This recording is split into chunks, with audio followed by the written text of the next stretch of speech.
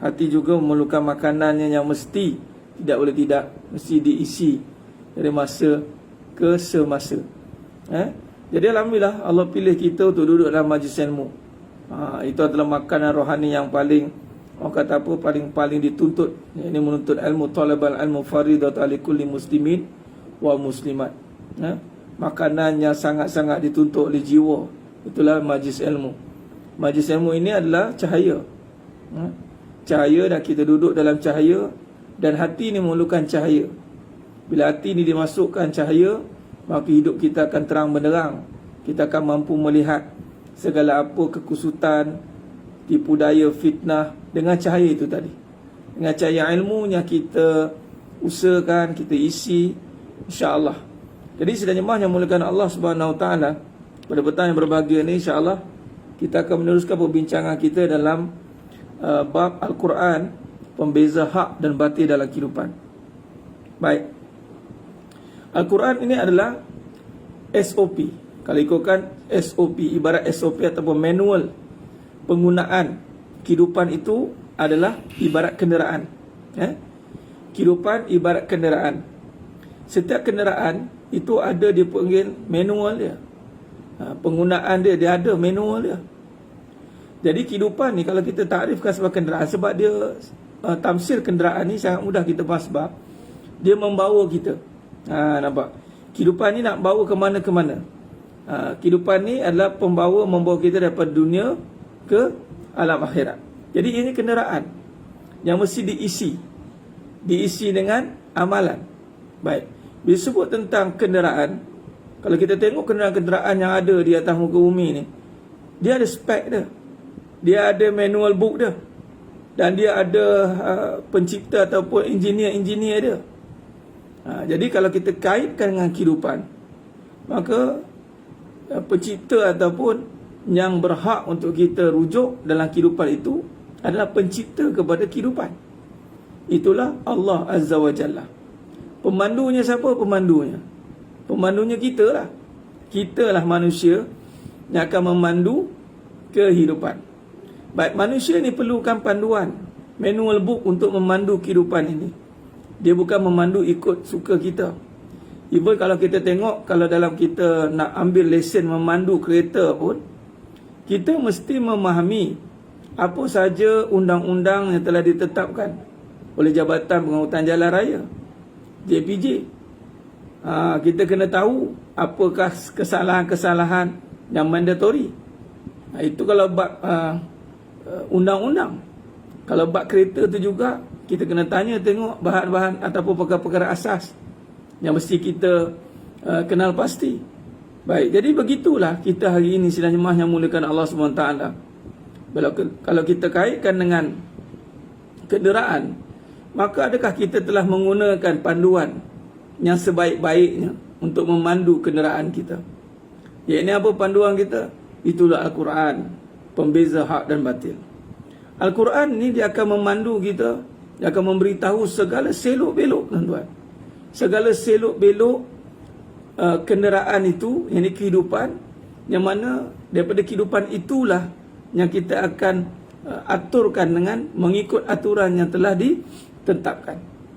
Aturan-aturan yang ada dalam kehidupan itu, yang mengikut kepada nas daripada Al-Quran, daripada As-Sunnah, hadis Nabi SAW.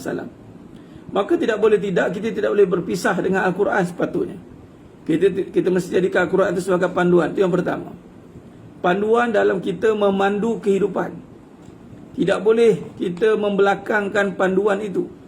Sebab itu, sesiapa yang membelakangkan Al-Quran, panduan kehidupan, maka kehidupannya tidak akan berfungsi. Sebab manual booknya ada pada Al-Quran. Bagaimana nak hidupkan kehidupan itu? Bagaimana nak hidupkan kenderaan kehidupan itu? Maka kalau tengok nak hidupkan kenderaan kehidupan itu, tidak lain tidak bukan, itulah dengan hati, jiwa, keyakinan. Keyakinan itulah yang akan mendorong kehidupan. Keyakinan ini dikaitkan dengan keimanan. Sebab tu kalau kita rujuk dalam suratul Baqarah, suratul Baqarah ayat 2, ayat 3 yang biasa kita baca, zalikal kitabu la raiba fi. Nampak? Dia mula dengan kitab. Dan kita kena yakin, zalikal kitabul la raiba fi, ini kitab tiada keraguan. Zalikal kitabul la raiba fi hudal lil muttaqin. Kitab ini tiada keraguan, panduan bagi orang yang bertakwa. Pemandu, zalikal kitabul la raiba fi hudal lil muttaqin.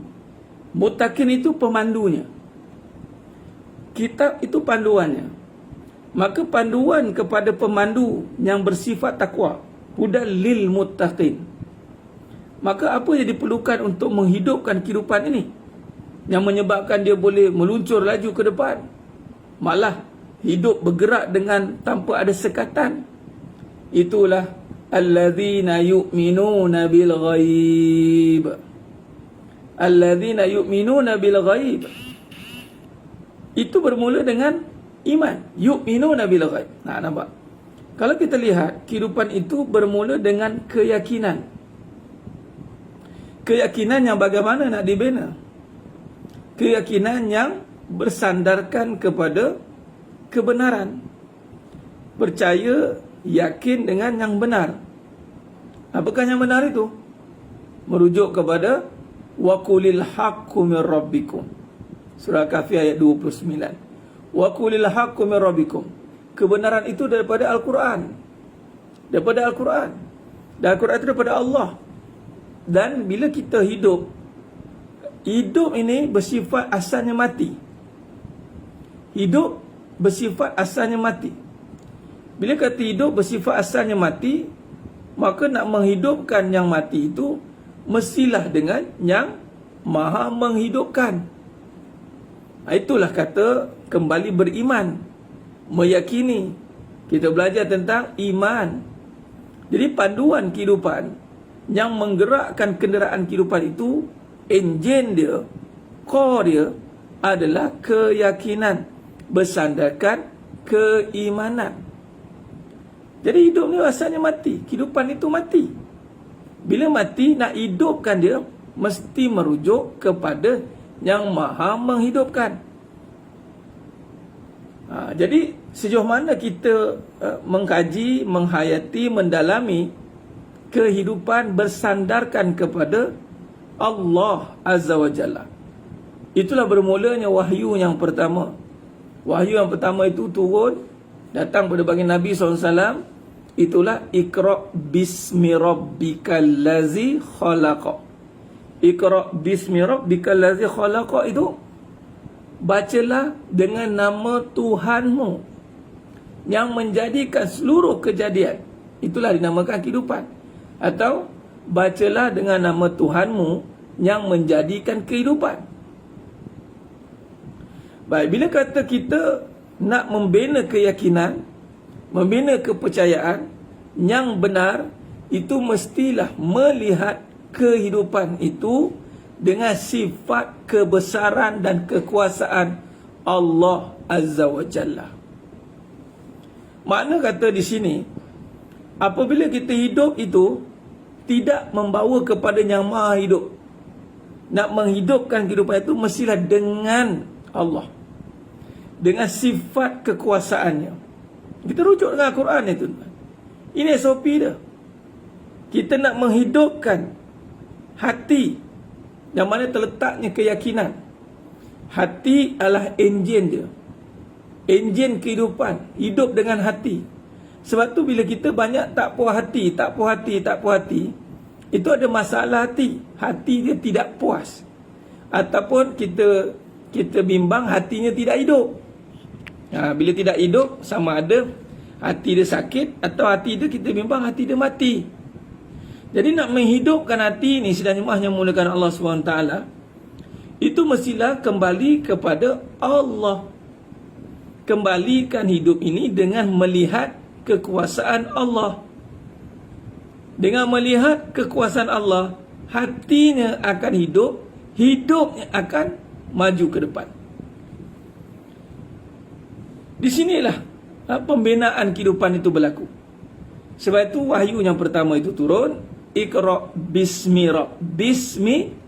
Iqra', bacalah dengan nama Tuhanmu yang menjadikan kehidupan. Allah SWT menjadikan kehidupan ini adalah semata-mata hanya saja untuk membesarkan dia. Allah jadikan alam seluruh jagat raya ini semata-mata untuk memuji-muja dia. Kalau kita rujuk dalam suratul Hadid ayat 1, Sabbaha lillahi ma fis samawati wal ard. Sabbaha lillah, puji, segala puji, tasbih, bertasbih. Sabbaha lillahi ma fis samawati wal ard. Kalau kita rujuk dalam suratul Baqarah ayat 31, ayat 30, wa nahnu nusabbihu bihamdika wa nuqaddisu lak. Nahnu nusabbihu bihamdika wa nuqaddisu lak. Malaikat bagi tahu kepada Allah Subhanahu wa taala, tidak cukupkah kami ni para malaikat yang sentiasa bertasbih dan bertahmid kepadamu? Nampak?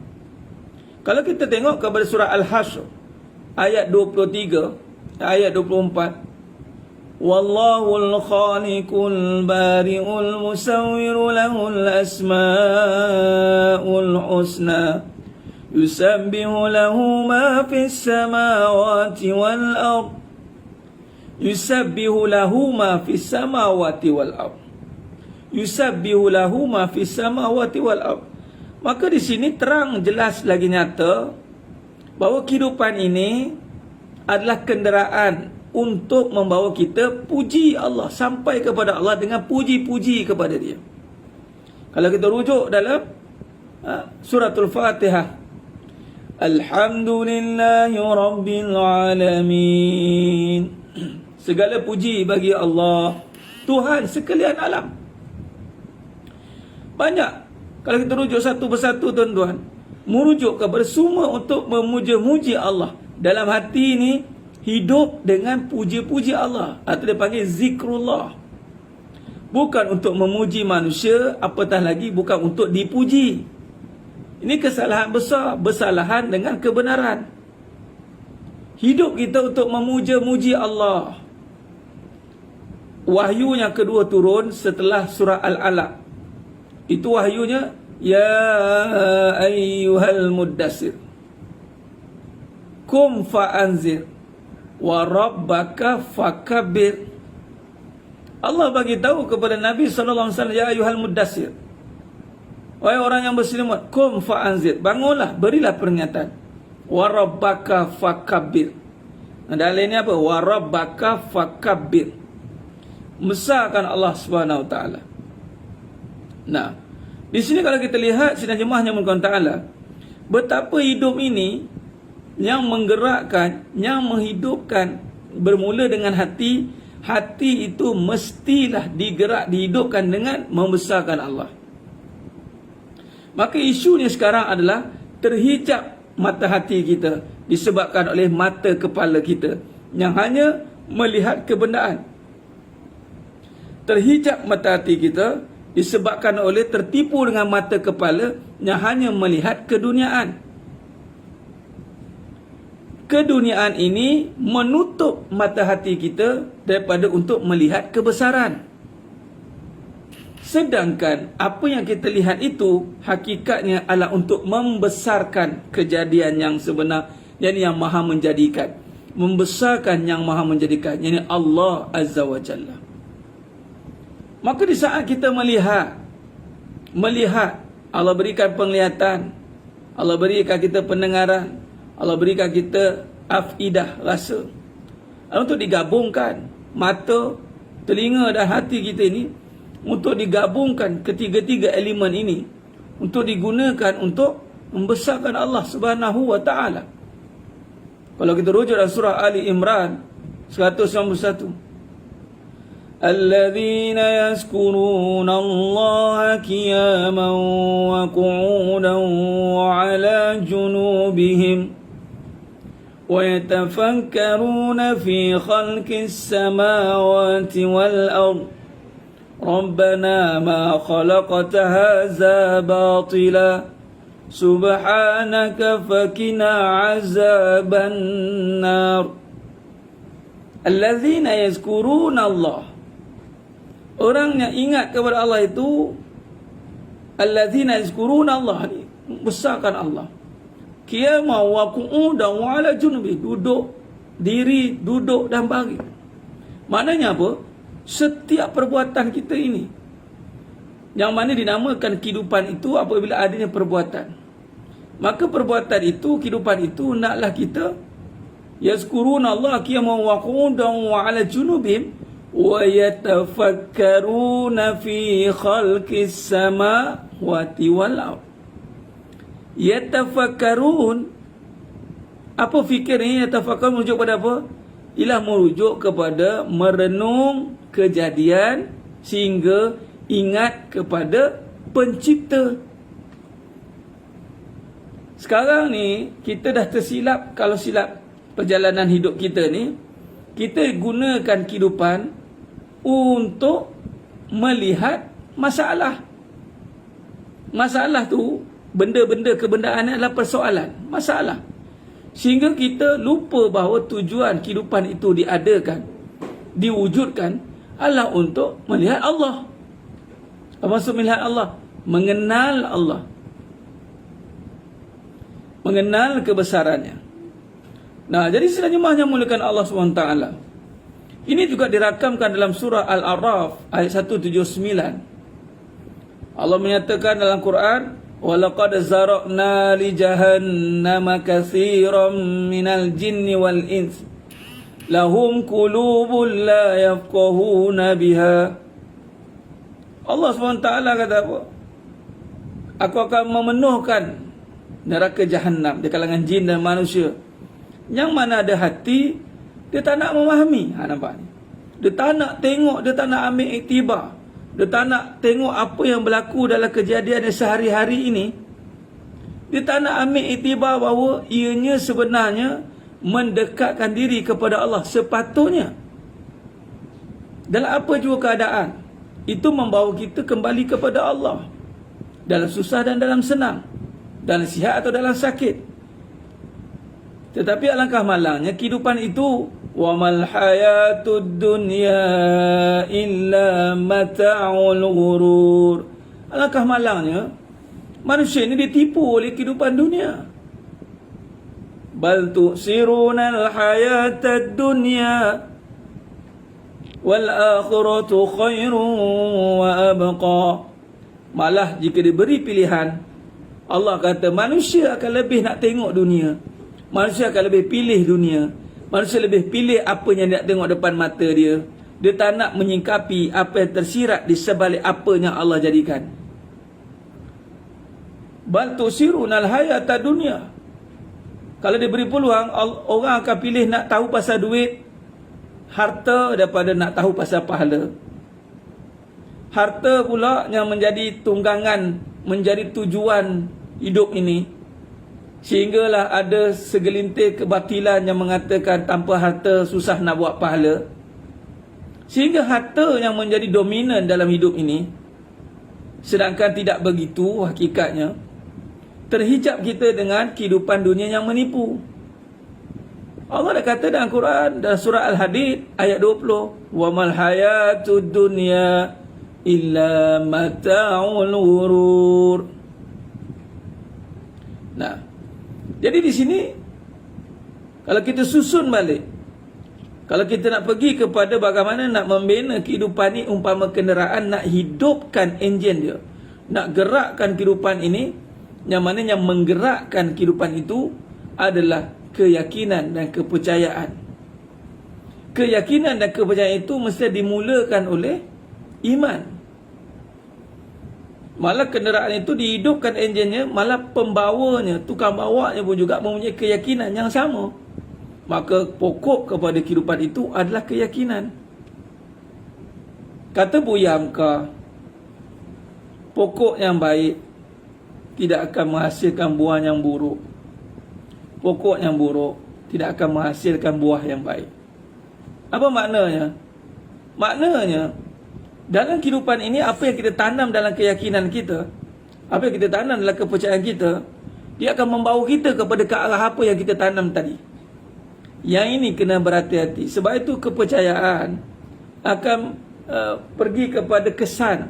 Dia akan mencorakkan kepada pemikiran, perbuatan, segala bentuk perkara yang dilakukan. Bermulanya dengan keyakinan. Maka keyakinan itu dimulakan dengan keimanan. Keimanan itu dimulakan dengan membenarkan. Maka hidup ni sebenarnya sedang yang mulakan Allah SWT adalah untuk mencari kebenaran dan membenarkan bahawa yang ada pada alam jagat raya ini, yang ada pada kita lihat depan mata ini, apa yang kita lakukan hari-hari, kejadian yang kita hadapi hari-hari, itu tiada lain, tiada bukan untuk membenarkan bahawa Allah Subhanahu Wa Taala yang Maha Berkuasa bagi segala kekuasaan yang ada. Bila kita mengenal, sebab itu kalau kita rujuk surah Al-Baqarah tadi, zalikal kitabu la raiba fihi hudal lil muttaqin alladzina yu'minuna bil ghaib wa yuqimuna as-salah. Tengok, iman dikaitkan dengan solat. Dalam solat itu ada menyatakan kebesaran. Apa dia? Allahu Akbar. Takbir. Takbir itu rukun. Bukan angkat takbir. Lafaz takbir. Allahu Akbar. Rukun apa? Rukun kauli. Tak boleh sebut dalam hati. Dia kena zahirkan. Paling kurang minimum dengar telinga sendiri, bukan dengar orang sebelah. Diri sendiri dengar Allahu Akbar. Nah, baik. Jadi bila kata membesarkan dengan syariat dia, syariatnya bila iman kemudian amal. Iman, amal. Di situ amalnya apa? Kauli. Allahu Akbar. Kauli. Nah, ini maksud mengenal itu adalah menterjemahkan sehingga zahir perbuatan untuk membesarkan Allah. Bukan dengan mengenal kita diam, tak ikut suruhan. Tidak. Maka kehidupan ini adalah untuk melihat dengan iman, kemudian menyatakan dengan amal, menzahirkan dengan perbuatan, pengakuan dengan lisan, penerimaan dengan iman, dengan hati. Penerimaan dengan hati, pengakuan dengan lisan, penyataan dengan perbuatan. Digabungkan tiga-tiga. Nah, disitulah gabungan yang mesti kita tekankan dalam kehidupan kita. Allahu Akbar. Lepas tu terus pada apa? Tengok. Dalam solat, apa ayat apa yang kita baca selepas itu? Doa iftitah itu sunat. Ditambah jadi rukun kauli lagi apa? Alhamdulillahi Rabbil Alamin. Suratul Fatihah. Surah yang pertama di dalam Al-Quran. Cuba tengok suratul Fatihah. Merujuk pada apa? Bismillahirrahmanirrahim. Dengan nama Allah. Dengan nama Allah, tuan-tuan.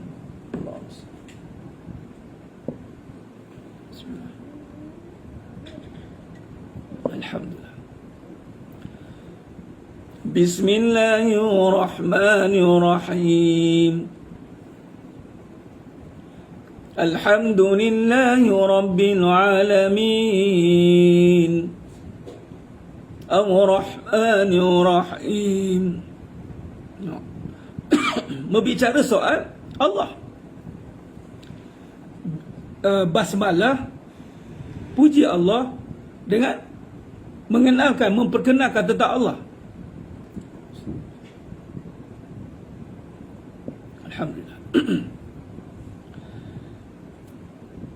Jadi iman itu, tengok, kalau kita tengok ibrah dia daripada Quran. Sebab tu alladzina yu'minuna billahi wa yuqimuna shalah. Solat tu, tuan-tuan, penyataan tentang iman sebenarnya. Bermula dengan lafaz takbir. Allahu Akbar. Kenapa membesarkan Allah? Kenapa membesarkan Allah? Kalau kita kaitkan dengan kefahaman kita, kita nak renung, berfikir. Sebab padanya itu semuanya dengan nama Allah. Sebab tu Allah Maha Besar. Bismillahirrahmanirrahim. Alhamdulillahi Rabbil Alamin. Puji Allah. Itu dalam kehidupan kita. Sebab tu dalam solat itu dua solat sama. Dalam solat kita buat satu penyataan. Luar solat kita selaraskan. Kita nak puji Allah, dalam solat, kita nak puji Allah di luar solat. Luar solat pun sama. Itu kehidupan kita masih tetap terikat sebagai hamba. Alhamdulillahi Rabbil Alamin. Ar-Rahmanir-Rahim. Kenapa puji Allah? Sebab Allah ni pemurah dan pengasih. Sangat pemurah, sangat penyayang. Dan mempunyai kerajaan. Menguasai tentang hari yang akan datang. Solat tokoh berkapah mana iman tak jelas je Ustaz. Dia tidak buat dengan faham. Maka bimbang-bimbang solatnya tertolak. Nabi SAW tegur sahabat yang solat tidak ada tumaninah. Sebab tu tidak boleh ada tergesa-gesa. Kalau kita nak beribadah kepada Allah, tidak boleh tergesa-gesa. Tak ada yang boleh mengganggu kita. Dia kena datang dengan keadaan tenang. Ini pun satu poin yang penting.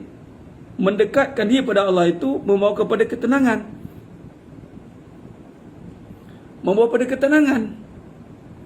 Ala bi zikrillahi tatma'innul qulub. Ingat Allah, hati jadi tenang. Jadi sebab itu kalau kita lihat bila suratul Fatihah itu alhamdulillahi rabbil alamin arrahmanir rahim maliki yaumiddin iyyaka na'budu wa iyyaka nasta'in. Di sini satu penyerahan. Kita nak sembah Allah je, tak ada sembah yang lain. Dan di situlah kita minta tolong dengan Allah je, tak minta tolong dengan yang lain. Ini SOP. Pertolongan yang macam mana kita tak minta tolong dengan yang lain?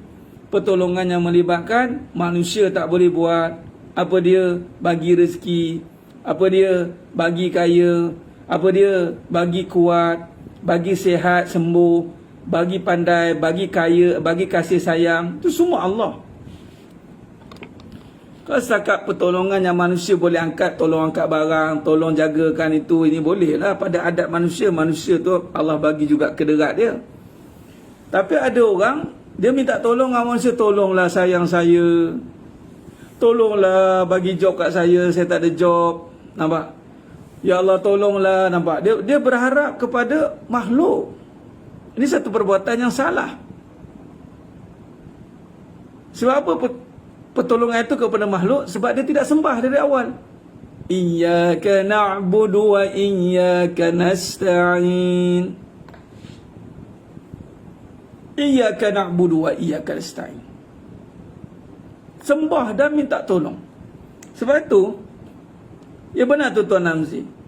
An solatihim sahun. Solat ini masuk neraka wil kerana dia lalai. Sebab solat ni tuan-tuan sebenarnya menyatakan keimanan. Sebab tu saya tulis, solat awal waktu penentu jatuh bangun hidupmu. Solat awal waktu penentu jatuh bangun hidupmu. Kerana yang memanggil itu adalah pemilik kepada kehidupanmu, Allah. Jikalau kita ni tak boleh datang kerana ada masyakkah, ada halangan yang dibenarkan syarak, atau kita tak boleh senang-senang sewenang-wenangnya kita melambat-lambatkan. Tak boleh. Sewenang-wenangnya kita melambat, tak boleh. Dosa. Sebab tu saya tulis dalam satu kenyataan,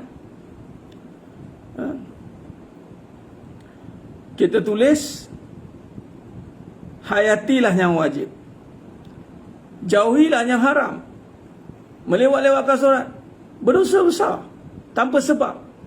Dia tidak bersyukurlah puan ahli imam sufaat. Kenapa dia lambatkan solat tanpa sebab? Jatuh bimbang-bimbang jadi orang yang kufur. Sebab apa kufur? Sebab dia tidak ingat kepada Allah. Dia tidak bersyukur kepada Allah. saja-saja, tak ada apa-apa pun. Nantilah. Hati-hati.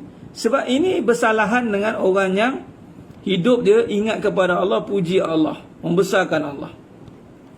Sebab itu iman itu merasakan kebesarannya. Amal menzahirkan penyataan atas kebesarannya. Apa cara membuktikan kebesaran Allah? Bila Allah panggil, takut kita. Dengan laungan azan menyebabkan kita jadi tidak senang hati kita, sehingga kita kelang kabut kita nak menunaikan solat di awal waktu. Itu mentandanya. Allahu Akbar, Allahu Akbar. Kita malah kalau tak dengar pun laungan azan, hati kita dah terdetik tengok waktu solat. Dah masuk solat ni, dah nak dekat ni. Hati kita berdebar-debar hati. Ini namanya kita nak bina begini. Ini namanya kehidupan yang hidup, bukan kehidupan yang mati. Hidup kehidupannya apabila hatinya berhubung dengan Allah. Ini yang kita nak tekankan.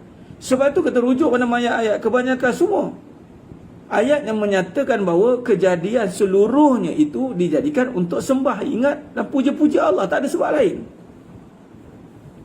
Wa ma khalaqtul jinna wal insa illa liya'budun. Surah Az-Zariyat ayat 56. Surah Al-Fatihah tadi dah sebut dah, alhamdulillahi rabbil alamin. Alhamdulillahi rabbil alamin. Nampak? Segala puji bagi Allah.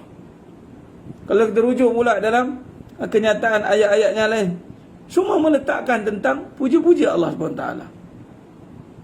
Dan surah Ali Imran 191 tadi, alladzina yazkuruna Allah qiyaman wa qu'udan wa 'ala junubihim wa yatafakkaruna fi khalqis samawati wal ard rabbana ma khalaqta hadza batila subhanaka faqina azabannar. Wallahul khaliqul bari'ul musawwiru lahul asma'ul husna yusabbihu lahu ma fis samawati wal ard. Puji Allah juga. Surah Al-Hadid ayat 1, sabbaha lillahi ma fis samawati wal ard. Puji Allah juga. Nampak? Jadi semuanya memuji Allah. Malaikat dalam kejadian manusia yang pertama, suatu Allah jadikan Nabi Adam AS, Suratul Baqarah ayat 30. Malaikat bagi tahu apa pada Allah? Wa nahnu nusabbihu bihamdika wa nuqaddisu lak. Semuanya bertasbih, memuji Allah Subhanahu wa taala. Maka sekarang ni kita sebagai khalifah yang dijadikan sebagai khalifah, sepatutnya kitalah yang mengetuai seluruh kejadian yang lain untuk ingat kepada Allah. Sebab kita ketua. Kitalah patut yang paling mengungguli untuk ingat kepada Allah. Cara ingat kepada Allah itu bagaimana? Pertama, dari hati. Yakin sebenar-benarnya bahawa hidup ini tidak boleh hidup, tidak boleh ada, tidak boleh wujud tanpa dengan nama Allah. Maka turunlah wahyu yang pertama. Iqra' bismi rabbikal ladzi khalaq. Iqra' bismi rabbikal ladzi khalaq. Bacalah dengan nama Tuhanmu. Nama Tuhanmu. Maka di situ kita dah nampak dah. Kita merasakan tak ada boleh ada wujud alam jagat raya ini. Tidak boleh ada, tidak boleh tidak. Mesti dengan nama Allah. Itu yang pertama. Kita kena sedar dalam-dalam. Maka jangan kita pisahkan kehidupan dunia ini dengan pemiliknya. Tidak boleh pisahkan. Tidak boleh pisahkan kehidupan dengan yang maha menghidupkan. Kerana selain daripada Allah, semuanya bersifat mati. Maka bagaimana kita nak memisahkan hidup dengan Allah? Sedangkan sifat hidup itu milik Allah. Maka kalau kita tak nak pisahkan hidup kita dengan Allah, dengan ingat kepada Allah, maka penyataannya adalah aqimus solah alladzina yu'minuna bil ghaib wa yuqimunas shalah. Maka tanda orang itu tidak terpisah hidupnya dengan Allah, tanda seseorang itu hidupnya mesti dengan Allah, waktunya adalah menunggu waktu solat. Take note ni tuan-tuan. Hidupnya adalah tiada lain, adalah untuk menunggu panggilan ilahi. Panggilan ilahi ini diterjemahkan dengan syariatnya itu solat. Panggilan ilahi yang kedua itu panggilan yang hakikat yang dipanggil secara asasnya adalah mati. Kembali ke rahmatullah. Hakikatnya kita menunggu mati. Mati adalah permulaan hidup bagi orang yang benar-benar nak jumpa Allah. Kematian orang beriman adalah kematian yang sangat ditunggu-tunggukan, jika benar kefahaman kita. Tak ada istilah ketakutan. Kita orang beriman tak ada diajar untuk takut mati. Sebab tu jangan kata ditakut-takutkan dengan selain yang benar. Ada merujuk kepada lelaki saja Tuan Syed. Khalifah tu pemimpin lelaki. Adapun perempuan itulah sebahagian bagi lelaki. Perempuan tidak menjadi ketua. Ar-rijal qawwamuna 'alan nisa. Adapun wanita itu pimpinan, dijaga. Adapun sebahagian pada lelaki. Adapun perempuan ketua bagi anak-anaknya. Khalifah itu kan merujuk kepada perempuan. Khalifah itu merujuk pada lelaki. Adapun daripada bahagian lelaki itu ada perempuan, maka tidak lain daripada juga sebahagian pada lelaki, tapi dia tidak menjadi ketua. Dia adalah yang taat kepada ketua. Kalau anak perempuan taat kepada ayahnya. Kalau suami taat kepada isteri. Kalau isteri taat kepada suaminya. Itu sebab tu para nabi dan rasul tak ada di kalangan perempuan, semuanya lelaki. Sebab nabi itu adalah ketua, nabi adalah khalifah. Nabi adalah khalifah. Jadi sidang jemaah yang mulakan Allah Subhanahu wa taala. Maka kesimpulan yang kita boleh buat di sini, hidup itu orang beriman menunggu waktu solat, menunggu panggilan Allah, panggilan ilahi. Jangan ditakut-takutkan. Hidup ini tidak perlu ditakut-takutkan, kerana takut kita hanya kepada Allah. Sesiapa yang mempersiapkan dirinya untuk menunggu panggilan ilahi, insya-Allah hilang dalam hatinya segala ketakutan duniawi. Siapa yang hidupnya menunggu panggilan ilahi, insya-Allah dalam hatinya Allah cabut segala ketakutan duniawi. Duniawi ini yang menakut-nakutkan kita. Malah syaitan berbisik dalam hati kita, allazi waswisu fi sudurin nas. Takut untuk meninggalkan dunia, takut untuk beramal, takut untuk bersedekah, takut untuk menjadi baik. Kau jadi baik sekarang, orang kata engkau jadilah baik, jadi si solehah. Kau kena tipu je dengan Sileman tu. Kau percayalah sangat. Tengok iblis, syaitan ni dia meniup segala ketakutan. Akhirnya kita hidup dalam ketakutan. Kita hidup dalam ketakutan, suasana yang menakutkan. Bukan takut Allah, tapi ditakut-takutkan. Macam-macam bentuk ketakutan kita takut. Yang lebih bahaya, kita takut kepada makhluk melebihi takut kepada Allah. Akhirnya tak takut kepada Allah. Iblis yang menjalankan gerak kerja dia. Kana minal kafirin. Allah kata dah, iblis dah memang golongan kafir. Kita ni yang akan disoal oleh Allah, kenapa kita lemah sangat sampai kita tertipu dengan pujuk rayu iblis? Kenapa? Kenapa? Sebab kita tak ikut panduan Al-Quran dah. Kita tak ikut panduan SOP Al-Quran. Kita termakan dengan janji keduniaan, janji kehidupan dunia yang menipu ni. Wa mal hayatud dunya illa mata'ul ghurur. Ya, tertipu dengan perasaan. Asyik dimainkan perasaan untuk mendapatkan keduniaan saja, mendapatkan perhatian manusia yang tak habis-habis ni. Sedangkan perhatian yang utama itu lapatan Allah. Iblis tetap dengan kerja dia. Kerja kita ni yang tak buat kerja sehingga boleh dilalaikan. Sebab tu antara amalan ataupun peringatan, selalu duduk dalam majlis ilmu untuk tak nak lalai. Selalu diingatkan, fazakir fa inna zikra tanfa'ul mu'minin. Orang beriman dia sangat suka diingat-ingatkan. Antara ciri orang beriman, ada ciri hati dia hidup, dia suka ditegur, suka diingatkan tentang Allah. Dia suka diberitahu akan kelemahan diri, dia suka dibimbing sehingga menjadi baik. Itu ciri orang beriman. Orang yang hati dia tidak hidup dengan Allah, dia tak suka dengan kebenaran, dia akan berpaling daripada kebenaran. Malah dia mengatakan perkara itu hanya perkara yang palsu, menakut-nakutkan aku, katanya. Kita cerita tentang mati, dia takut. Apa ni mati-mati? Nampak? Dia jadi orang yang paranoid dengan kehidupan agama. Akhirnya dia nampak agama ni satu kehidupan yang sempit. Dia tidak suka dengan ceramah-ceramah ni. Kita tidak mahu jadi begitu. Jadi cara untuk kita tak nak lalai, terus duduk dalam majlis ilmu, ambil peluang, ambil ruang, bagi masa. Kita ni masa ni je ada. Nak rehat nanti, nak seronok nanti, kat syurga lah nanti. Selang-selang masa itu, gunakanlah apa sahaja aktiviti yang berfaedah untuk kita gunakan bersama seksi ahli keluarga atau apa-apa sahaja tujuan hidup kita, selagi mana tidak mengganggu waktu solat kita, selagi mana tidak menunggu kita punya tujuan, menunggu panggilan ilahi.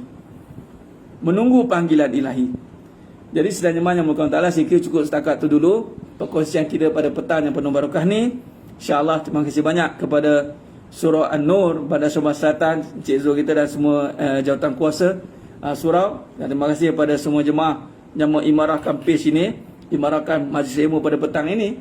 InsyaAllah kita bertemu pada siri yang berikutnya, pada program yang seterusnya. Dan kepada semua menonton, jumpa saya pada malam ni kuliah maghrib di page saya, insyaAllah. Mudah-mudahan Allah rahmati kita semua. Mohon ampun maaf daripada saya atas kekurangan, terkasar kata, terkurang bicara, kurang dalam penyampaian, tercacat sana sini.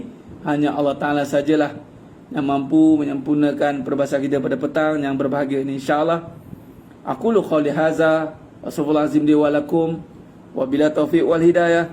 Assalamualaikum warahmatullahi wabarakatuh. Kita tangguh dengan tasbih kafarah dan suratul Asr.